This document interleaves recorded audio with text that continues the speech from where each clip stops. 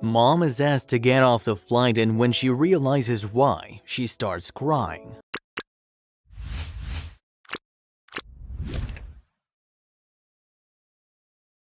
When last have you heard a positive story about airlines in the news? Most airlines make the news for something negative, whether it's forcibly removing passengers from planes for no reason, permanently losing luggage, or even worse.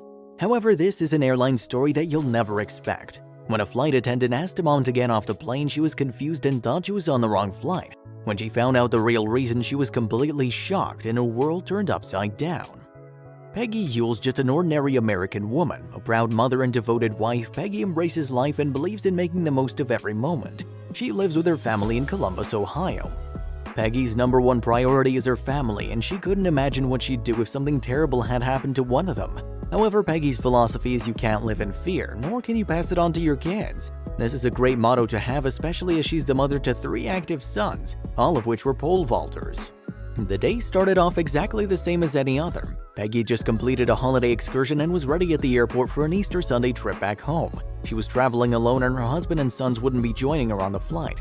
She'd successfully boarded her super early morning flight from Raleigh-Durham NC on Southwest Airlines. The flight went smoothly without any hiccups. Upon arriving in Chicago, she had a short hour to change planes so she could arrive at her final destination of Columbus, Ohio. So far, all was going smoothly and according to plan. As Peggy had less than an hour between her 2 flights, she didn't switch on her phone to check messages when running to catch her second plane. She definitely didn't want to miss her flight home. Besides, it was early in the morning and the chances of any messages coming through were seemingly low, so Peggy didn't think she was missing out on anything. She couldn't have been more wrong. Despite the grogginess of the early morning and the need to rush from one plane to another, Peggy made her connecting flight. Once on board, she settled into her seat and got ready for the trip home. Once all passengers were on board, the doors were shut, the plane went through the usual safety protocol and began taxiing down the runway as per usual. Peggy would be home in no time, or so she thought. Peggy and her fellow passengers didn't get very far before there was a sudden change of plan. Without warning, the Southwest plane stopped and turned around on the Midway Airport tarmac. The plane began to make its way back toward the gate. It wasn't long before confusion set in and everyone on the plane realized something was wrong. After all, it doesn't take a pilot to know which way's up. What could have possibly happened? It wasn't long before a clue was given as to why the plane was turning back, but neither Peggy nor the other passengers would ever guess the full reason. As the plane began to reapproach the gate, a flight attendant came over to Peggy. The flight attendant calmly told her she needed to get off the plane and follow her. Peggy was incredibly confused. What had happened and why did she alone need to get off the plane? At first, Peggy thought that she'd accidentally gotten on the wrong flight. After all, it was early and the connection was a quick one. As she followed the flight attendant, she started retracing everything she did, trying to figure out where she went wrong. Once she got back to the gate, the flight attendant told her that Peggy had been on the right flight, but she needed to call her husband right away. Peggy's heart dropped and the sky turned black for her. Seconds seemed like hours as Peggy anxiously waited for her husband to answer. He'd contacted the airline company when he couldn't get a hold of Peggy when her phone was off. What could possibly so urgent?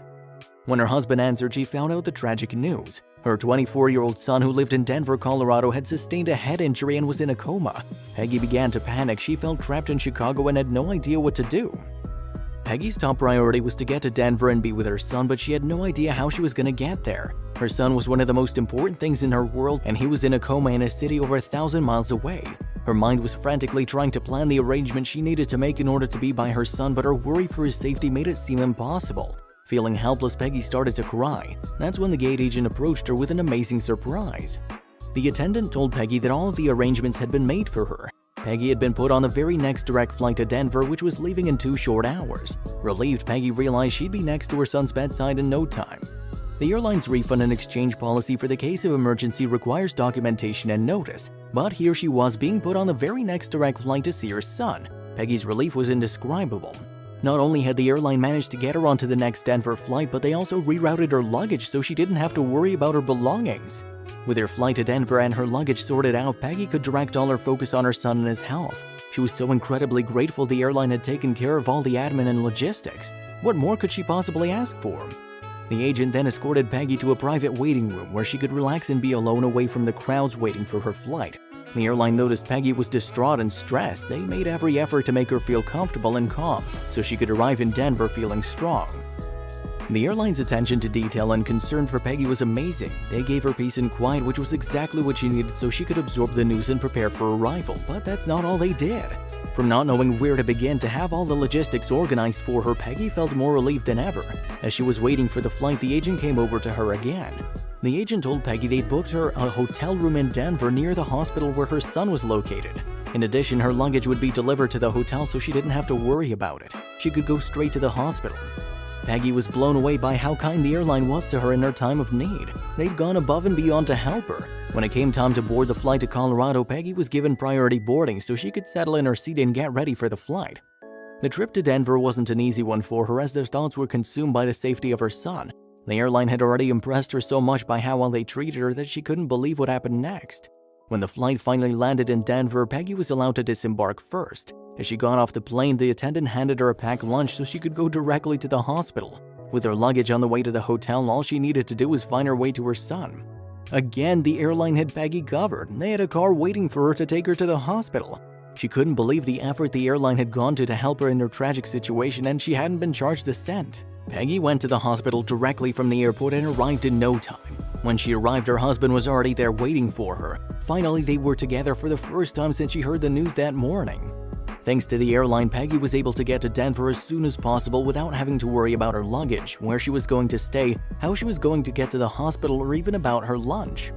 A few hours after Peggy arrived at the hospital, her phone rang. It was the airline. At first, she thought they were going to ask her for her credit card details to cover the expenses for getting her to Denver. After all, they did have a charge fee policy.